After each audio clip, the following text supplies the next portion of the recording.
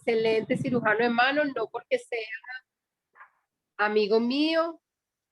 Ajá, gracias Dayana por facilitarnos esta plataforma de networking www.circulobolivia.com que nos permite hoy encontrarnos aquí con este lujón de invitado.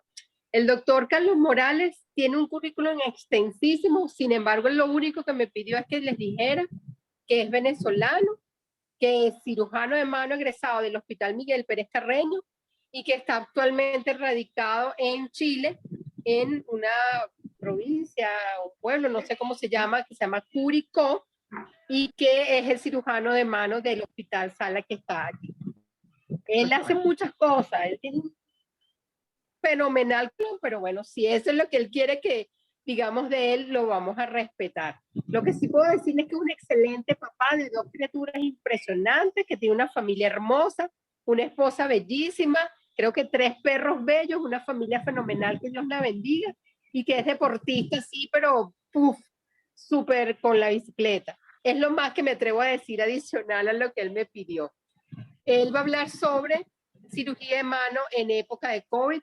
Y bueno, el espacio es tuyo. Voy a pedirles a todos, por favor, que apaguen sus cámaras, sus micrófonos, para que el internet transcurra mejor y no tengamos interrupciones mientras el doctor hace su conferencia. Bienvenido, Carlos, y una vez más, muchísimas gracias. Gracias, Esi. Esi, aparece aquí en la pantalla algo de que hay que darle a continuar. Yo no sé si eso lo hace Dayana, porque yo aquí no puedo. Dayana, Dayana, ¿estás allí en línea? Sí, estoy conectada acá. No, todo ya lo que es pantalla lo hace directamente el doctor Morales. Ya lo que es pantalla lo haces tú, Carlito. Okay. Bueno, nada, buenas tardes, buenas noches. Gracias a Sobetema, a Círculo Bolivia por prestarnos esta instancia y en especial a Esi, de quien recuerdo pues estas palabras cuando me estaba invitando a este conversatorio, a este webinar. Ciertamente para uno como cirujano de mano o el que esté relacionado con toda esta área de la traumatología y de la cirugía de mano, pues hubiese sido ideal muy probablemente pues hablar y discutir del diagnóstico de esta fractura que yo les estoy presentando acá, de cuál abordaje sería el ideal, de si hacerlo asistido por artroscopia, de si poner tal o cual plaquita, de si hacerlo dorsal o hacerlo volar o de no operarla. Pero bueno, Esi siempre me pone retos y yo los acepto, y este reto de verdad definitivamente ha sido muy enriquecedor y bien interesante, y definitivamente es algo que nos está ahorita a todos a nivel mundial pues afectando de alguna u otra manera. Gracias por aceptar el reto, Carlito. Nada que declarar, ningún conflicto con nadie en este momento. Y nada, básicamente un pequeño recuento. Como todos sabemos, el primer caso se inicia en una región, una provincia de China, de Wuhan, en el 2019, en noviembre, diciembre, con unos casos de una clínica respiratoria inespecífica, medio extraña, hasta que en febrero la Organización Mundial de la Salud pues le pone el nombre y apellido a esta, con el perdón de la palabra, esta maldición que tenemos hasta hoy día del COVID-19. Hoy día muchísimo que aprender y que entender de esta patología, específicamente de COVID y cirugía de la mano. Cuando uno revisa la bibliografía, de verdad que es muy escasa. Ese es otro reto, definitivamente. Y yo pues trataré de esquematizar y organizar lo que hasta el momento nadie ha podido esquematizar y organizar adecuadamente. Más o menos mi presentación se va a dividir de esta manera, o se va a organizar de esta manera: una breve introducción, voy a hablar de los efectos indirectos y directos, y lo que se está haciendo más o menos, o cómo ha afectado esta pandemia en el centro en el que yo actualmente me desempeño como cirujano de mano. Nadie, como les decía inicialmente, escapa de esta realidad. ¿Okay? Este es un paper del Journal of Surgery de junio del año pasado, escrito por un grupo de cirujanos de mano de Singapur, ¿okay? Donde ellos más o menos pues, reflejan la realidad que ellos están viviendo en esta situación, que si ustedes aprecian los puntos de la lista, no es nada extraño o ajeno a la realidad de todos nosotros. ¿Okay? A nosotros como cirujanos de mano nos ha correspondido también reforzar áreas médicas no de cirugía de la mano, haciendo actividades que quizás jamás imaginamos que volveríamos a hacer en algún momento: tomar temperatura, hacer pruebas de PCR, hacer recetas de patologías médicas crónicas, etcétera, etcétera, etcétera. Nos ha afectado también, o hemos visto como muchos procedimientos que originalmente se hacían con anestesia general, ya se están haciendo con algún otro tipo de anestesia. Hemos visto la reducción de pacientes y de procedimientos quirúrgicos que ameritaban que el paciente permaneciese antes o después del procedimiento quirúrgico hospitalizado. Hemos visto cómo aspectos sociales y docentes y académicos han cambiado. De hecho, esto que estamos aquí es un ejemplo de la nueva realidad. La academia actual, y yo creo que por mucho tiempo va a ir por esta vía, de manera total o parcial. Y las conductas terapéuticas, quirúrgicas y kinésicas, de todas maneras, estoy seguro que también han sufrido cambios o modificaciones o adaptaciones a esta nueva situación que todos estamos viviendo o sufriendo hoy día. Yo quisiera tomarme 2 minuticos con este primer aparte de mi presentación, y es principalmente, sobre todo para los más jóvenes o los más inocentes, no sé cómo llamarlos, hacerles una alerta, un campanazo rojo, sobre todo en las redes sociales en las que yo más o menos me manejo, que principalmente es Instagram, y donde mucha gente también se maneja. He visto como de manera muy, muy peligrosa, por decirlo así, han surgido muchísimas superestrellas de la cirugía de la mano. ¿Okay? Y en realidad, cuando uno se pone a revisar bien y como que ahondar un poquito más en la situación, ve que hay algunos personajes que pudiesen llegar a ser incluso peligrosos, y que al final de cuentas no son lo que ellos dan a ver en estas redes. Pero como una espinita que yo tenía por ahí clavada y no quería dejar de sacármela, ¿no? Y que es algo definitivamente que también ha surgido o se ha incrementado pues, a partir de esta nueva realidad que estamos viviendo todos, ¿no? Bueno, ya entrando un poco más en materia, como les comentaba, yo para más o menos organizar todo esto, que es un tema no sencillo, dividí lo que me propuso ESI en 2 grandes bloques. ¿Okay?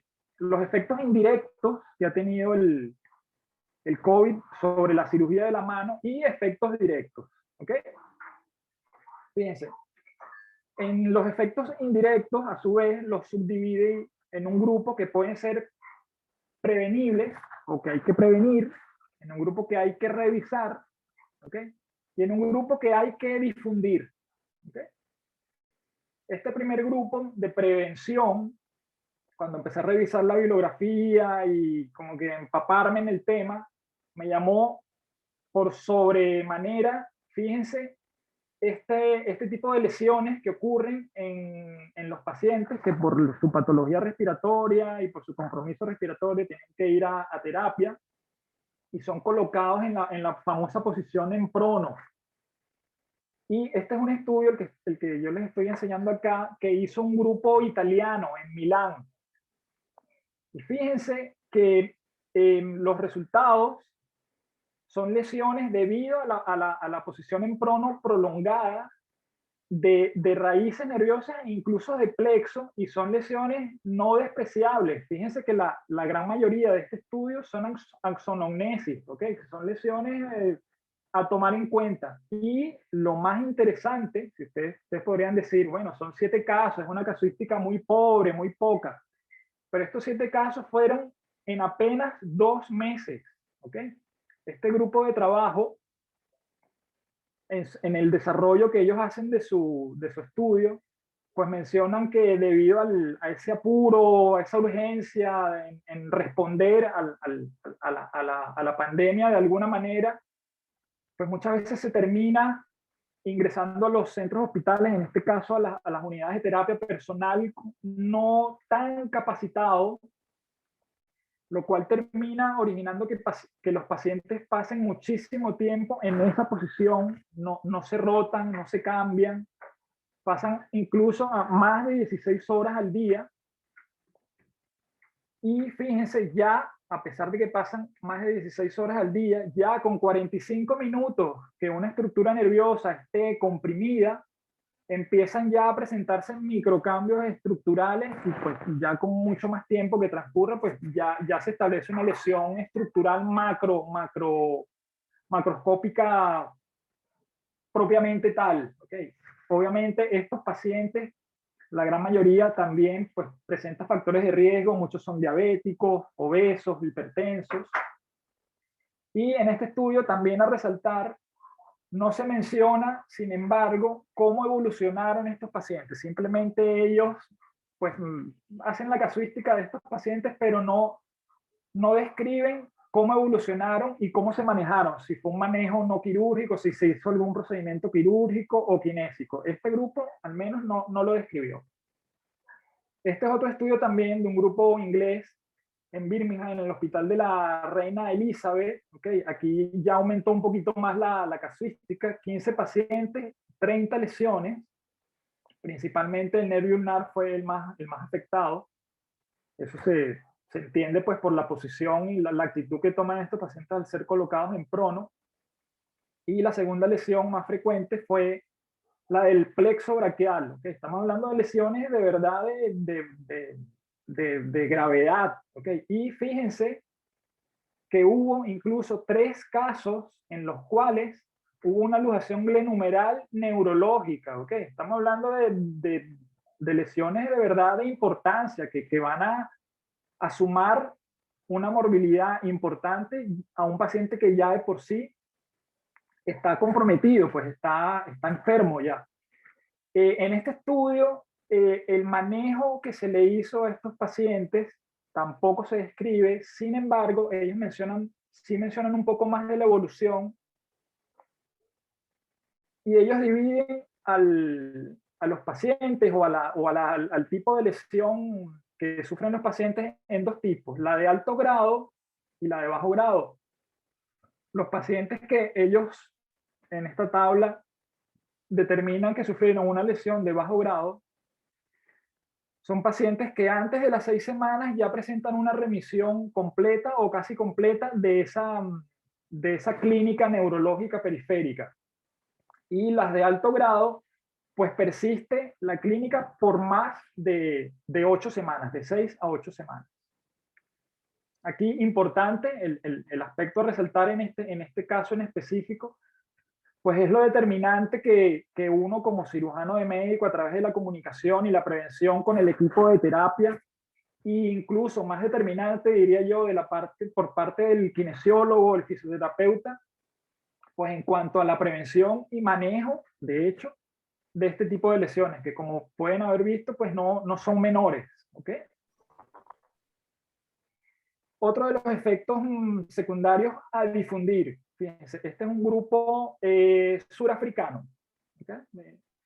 Ellos hicieron un screening y hicieron una revisión bibliográfica extensa y determinaron de esta manera, según distintas patologías traumatológicas, dentro de ellas obviamente también las de miembro superior y cirugía del mano, el nivel de prioridad que deberían tener los pacientes a la hora de decidir el timing o el momento de ser sometidos a cirugía. ¿Okay? Esto a la vez me lleva a mí a comentar que esta nueva situación de pandemia pues abre una ventana importantísima y que de verdad no debería dejarse pasar. Ustedes ya saben que yo soy muy fanático de esta técnica y es la técnica. Definitivamente es un efecto del COVID, la implementación o la difusión de esta técnica que en estas circunstancias de verdad pues ofrecería muchísimas ventajas en todo ámbito, incluso en el económico y en el organizativo a nivel de los hospitales. Otro de los efectos indirectos para ser revisados, fíjense, y esto va relacionado con una de las diapositivas, la diapositiva que presenté inicialmente. La gran mayoría de los cirujanos de mano, como cirujanos, pues estamos acostumbrados a tener o a tratar de tener el control sobre las fracturas y las lesiones, y la mejor manera, muchas veces ya se nos ha inculcado eso, es operando, ¿ok? ¿Qué mejor manera de controlarlo que tocándolo, estabilizándolo y reparándolo con placas, con tornillos, con platinos?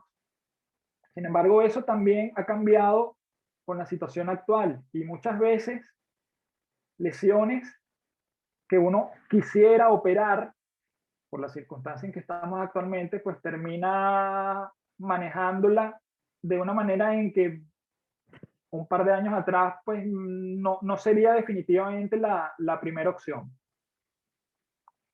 ¿Esto lleva malos resultados? Pues fíjense, no necesariamente, ¿ok? Aunque me duela decirlo. Y de hecho, esto es parte de la revisión que hizo el grupo de médicos de Singapur. Ellos, parte de la conducta que toman, sobre todo en pacientes adultos mayores, es dejar evolucionar en el caso de fracturas de extremidades superiores y ver qué pasa. Y si después hay que hacer algo en base a las limitaciones que tenga ese paciente, pues en un tiempo posterior y en mejores condiciones, pues hacen algo. Si no, no hacen nada.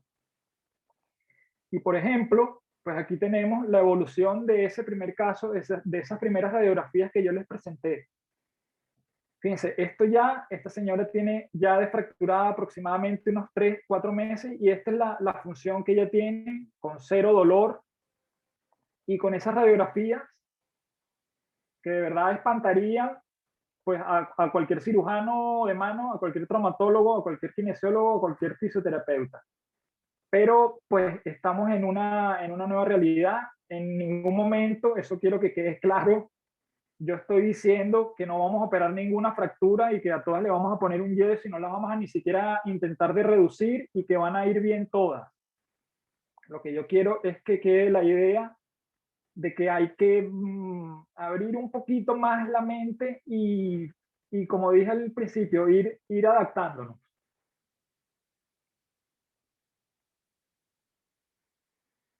Ahora bien, podemos nosotros como cirujanos de mano y tomando en cuenta el aspecto ético y moral, diferir una cirugía.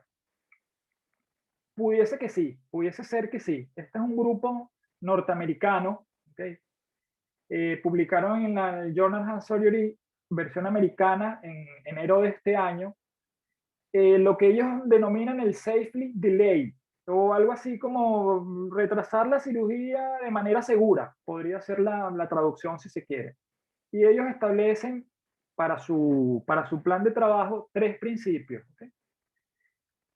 Los 3 obviamente se encuentran en algún momento interrelacionados uno con otro. El primer principio es el principio de la no maleficencia.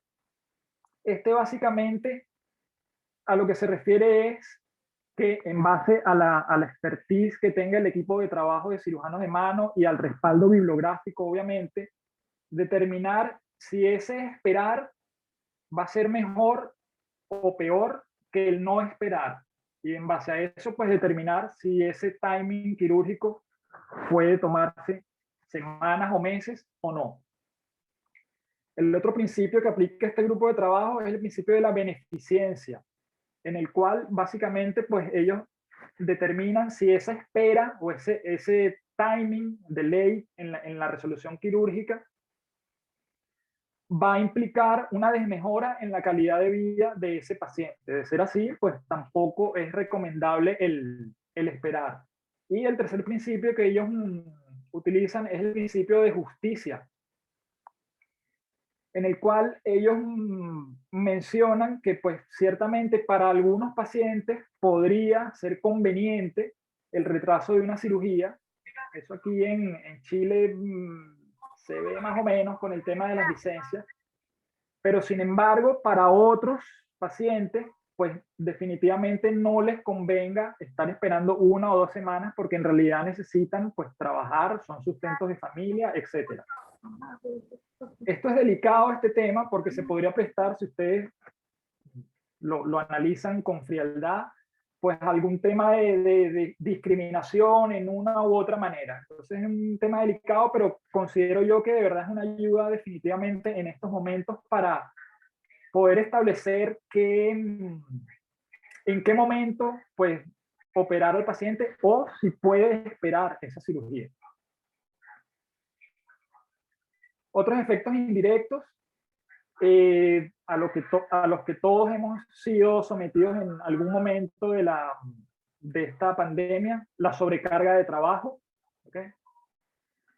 Trabajo en otros centros, que ya lo mencioné anteriormente, algún tipo de bajón anímico, en mayor o menor grado, todos hemos sufrido de eso, y el riesgo al que de una u otra manera, pues también sometemos a nuestra familia, ya sea desde infectarlas, ¿okay?, a la familia, o también a desarreglos a nivel de dinámica familiar, por estrés laboral, etcétera, etcétera. Encierro, todo lo que pudiese conllevar eso y todas las repercusiones.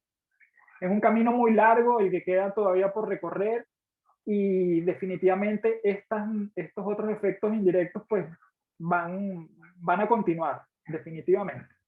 Cuanto a los efectos ya directos, y que me imagino que en parte era más o menos lo que sí quería que yo desarrollara un poco más, como mencioné al principio, cuando uno revisa la bibliografía de verdad, actualmente no es muy extensa, definitivamente va a ir increciendo de todas maneras, ¿okay?, pero principalmente los reportes que uno consigue son compromisos articulares, artritis reactivas, como es este caso que se presenta aquí. Es una publicación norteamericana de los Estados Unidos, una paciente de 37 años que había tenido ya un antecedente de haber sufrido COVID y consultó por una artralgia severa a nivel de muñecas. Se hicieron todos los descartes reumatológicos, inmunológicos, traumatológicos, todos salieron negativos y pues se llegó a la conclusión de que esa artritis reactiva era ocasionada por el COVID-19. Estamos enfrentando definitivamente a un enemigo desconocido, ¿okay?, y va a ser bien difícil, pero necesario que lo empecemos a meter en nuestro disco duro a la hora de analizar este tipo de patologías, ya sean articulares, ya sean tendíneas, sinoviales o inclusive traumáticas. Como les mencionaba anteriormente, pudiesen considerarse casos aislados, pero definitivamente a medida que el tiempo pase, pues la casuística va a ir aumentando y la relación paciente con dolor articular, con limitación, etcétera, etcétera, COVID va a ir aumentando y se va a ir estableciendo de manera más fuerte cada vez más.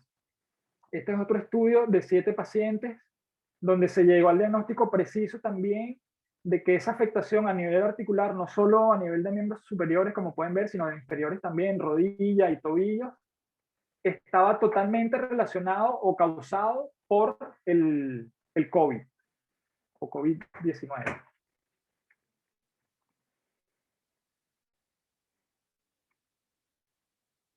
Este es otro caso bien interesante también que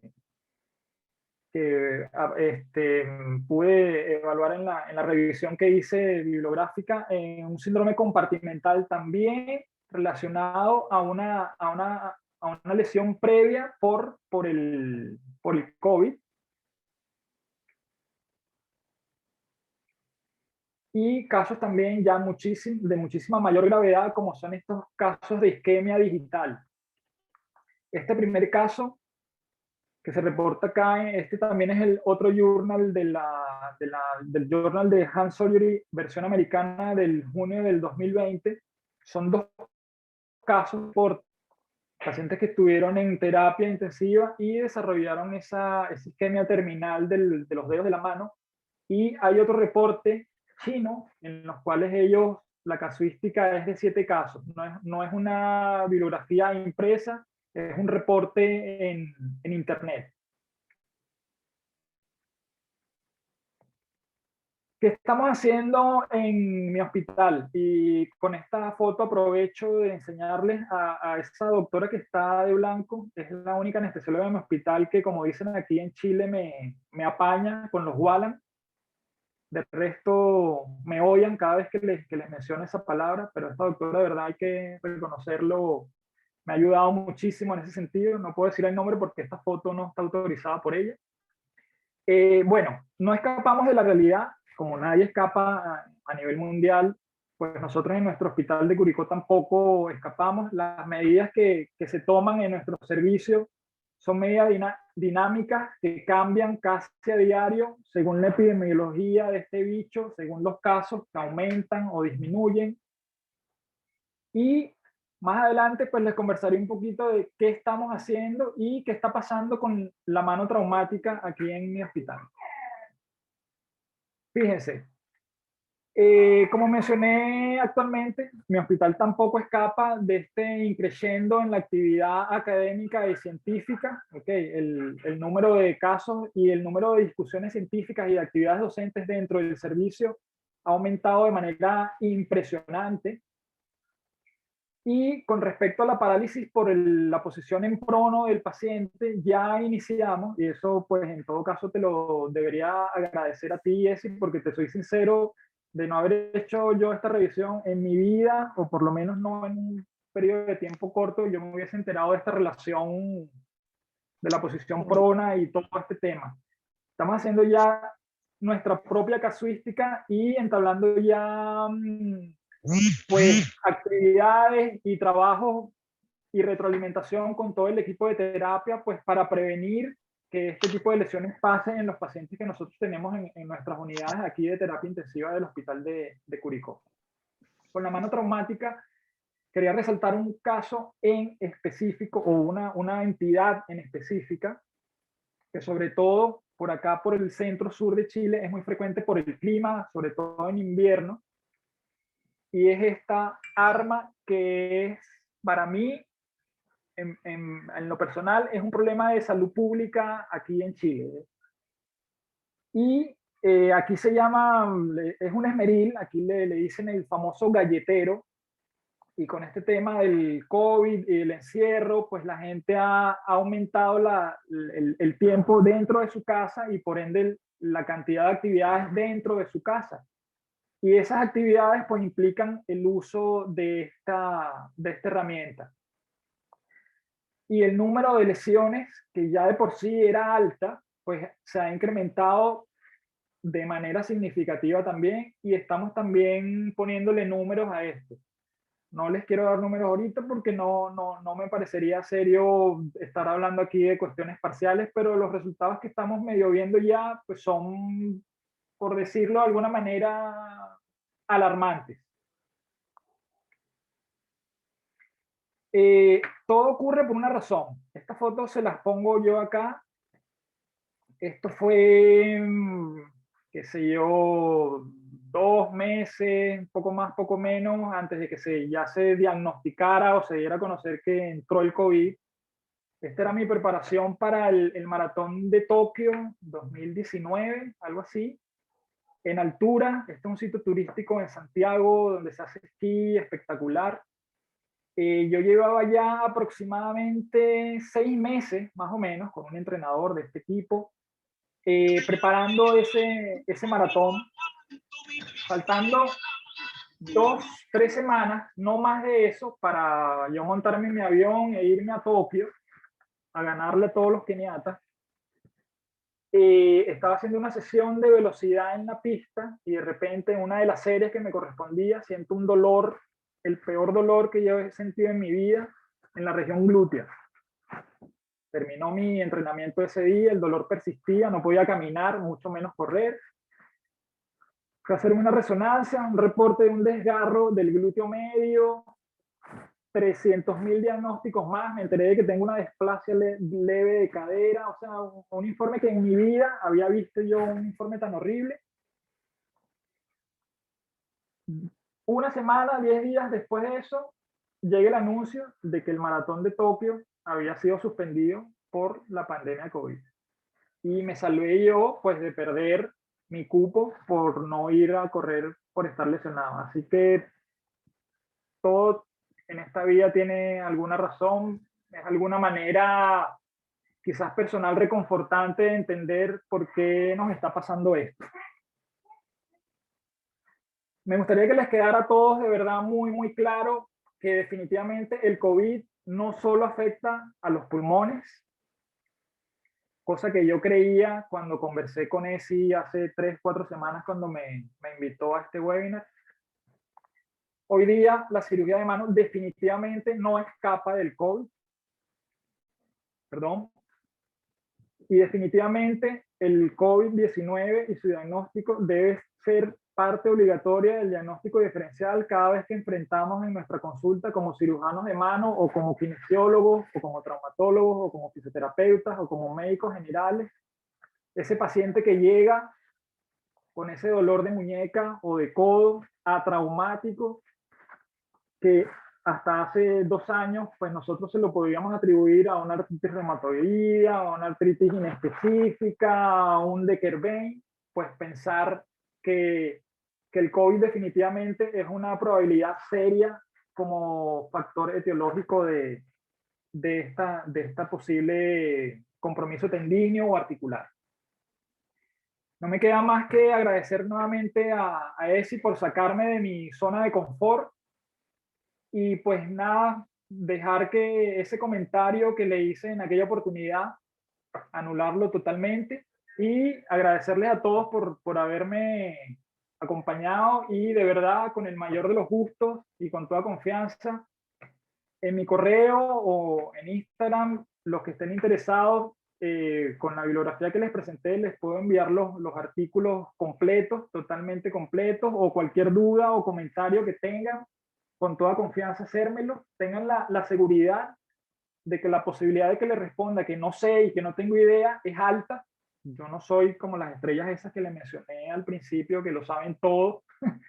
Así que tengan la seguridad de que lo que yo sepa se los voy a contestar con el mayor de los gustos, pero que lo que no sepa les voy a preguntar a ustedes, que lo averigüen y me lo informen a mí cuando ustedes lo averigüen. Eso sería, de verdad que nuevamente muchísimas gracias.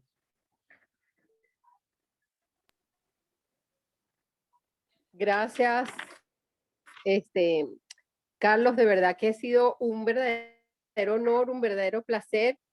En nombre de, no sé si me escuchan. Yo te oigo ¿Se perfecto. me escucha? Sí, yo te oigo. Ok, perfecto. Decía que para el nombre de la Sociedad Venezolana de Terapeutas de Mano, es un placer, es un honor de verdad haber compartido este espacio, tenerte de invitado hoy. De verdad que no esperábamos menos de ti, me siento de verdad súper agradecida, orgullosa, y en lo personal, qué bueno que te saqué de tu zona de confort, ¿te das cuenta?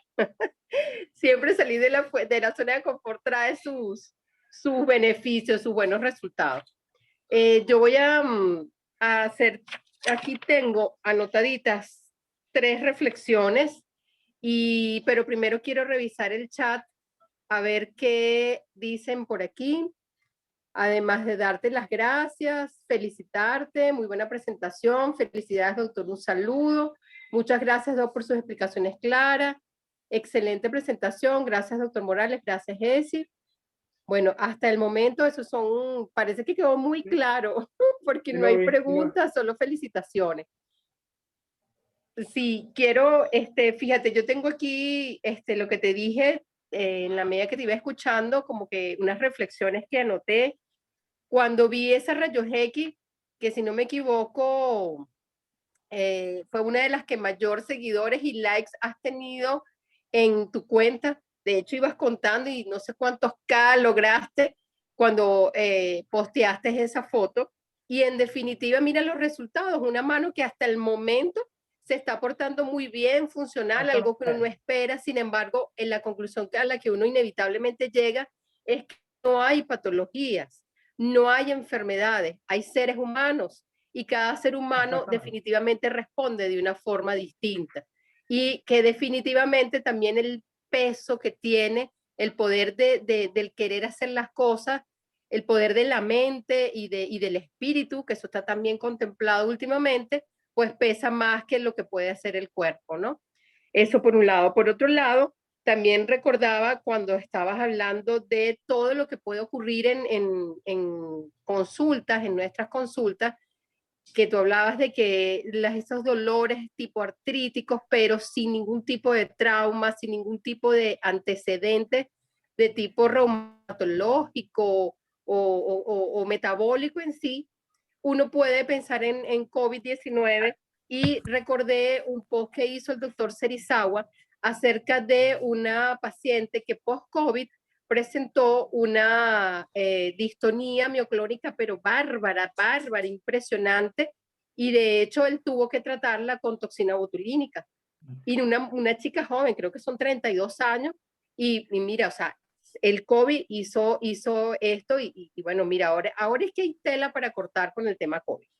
Y por último, no, mentira, tengo otro caso aquí, otra reflexión que quería traer al tapete, y es que tengo más de un año recibiendo pacientes, sí, yo podría decir ya con esto del COVID tenemos marzo, abril, mayo, junio, año y 3 meses, te puedo decir que tengo por lo menos un año recibiendo pacientes que me dicen, mira, Esi, o sea, definitivamente después del COVID yo no tuve síntomas respiratorios de ningún tipo, pero te digo que de vez en cuando no me puedo levantar porque los dolores en el cuerpo que me quedan son impresionantes.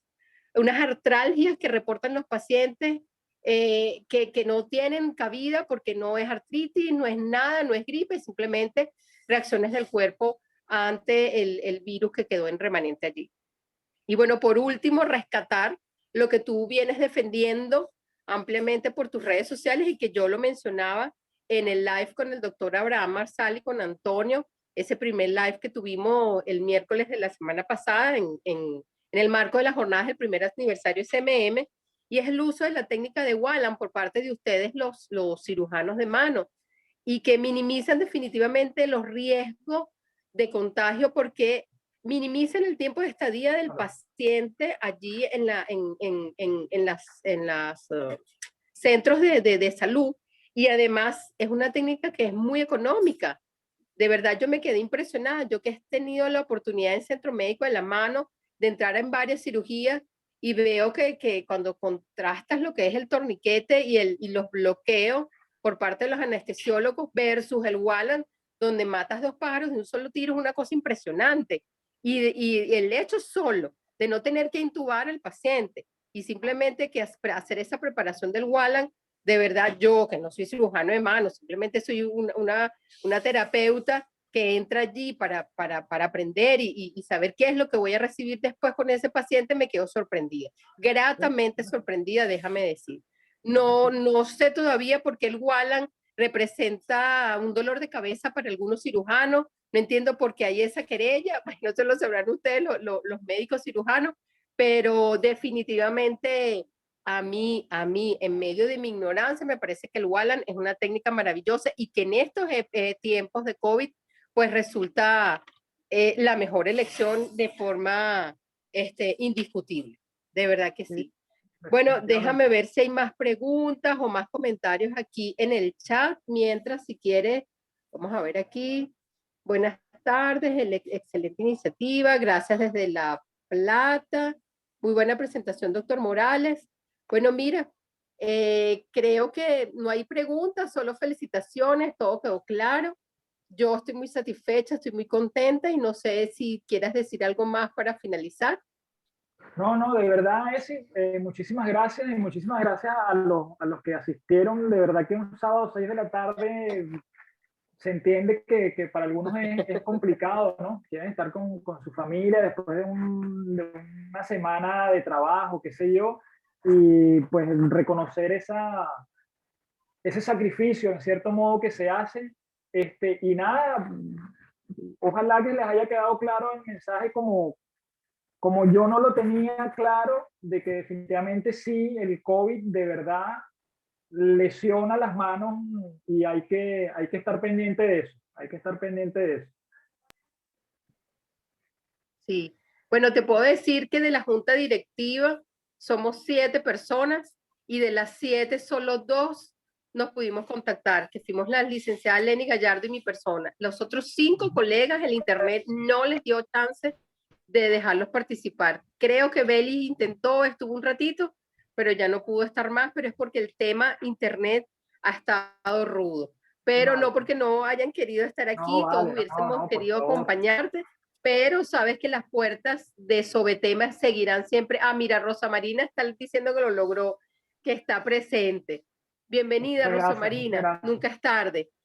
Las puertas de la Sociedad Venezolana de Terapeutas de la Mano siempre van a estar abiertas para ti. Carlos, agradecidísima en nombre de la sociedad. De verdad que es un honor, un privilegio, una alegría. Para mí, y qué bueno que nos autorizaste para que Dayana Soto deje grabado esto y lo monte en el canal de YouTube. Claro, todos los que quieran que lo vean y vean todas las demás grabaciones que hay. Exacto, y gracias a Dayana por permitirnos este espacio en su plataforma de networking, www.circulobolivia.com, gracias a lo cual nosotros estamos reunidos hoy aquí. Bueno, entonces, si no hay más nada que agregar, una vez más, gracias.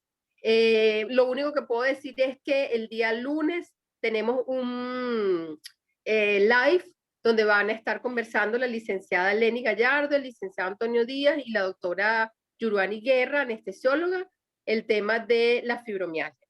Todos los lunes, miércoles y viernes del mes de junio va a haber un live a las 3 de la tarde hora de Venezuela en el marco del primer aniversario del Centro Médico en la Mano y sobre tema, nuestra sociedad científica tiene el honor, en conjunto con la Sociedad de Cirugía de Mano, de patrocinar el evento. Así que bueno, los esperamos. Y bueno, gracias otra vez, Carlos. Ya estoy agradecida, no me voy a cansar de darte las gracias. No, gracias a ti. Besos, bendiciones. Gracias a todos por compartir este espacio. Nos estamos viendo. Chao. Buenas noches.